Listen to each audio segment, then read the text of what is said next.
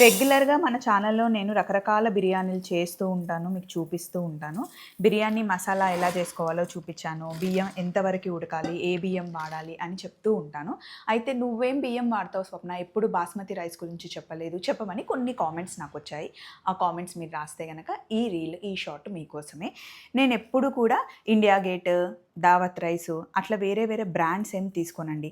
డీమార్ట్‌కి వెళ్ళినా, విజేత సూపర్ మార్కెట్‌కి వెళ్ళినా అక్కడ డ్రమ్ముల్లో మనకి ఇలా పెద్ద పెద్ద డ్రమ్ముల్లో పెడుతూ ఉంటారు కదా basmati rice. First basmati rice ఎంత లాంగ్ ఉన్నాయి చూస్తాను. తర్వాత ఇలా మంచి స్మెల్ చేస్తా అనమాట.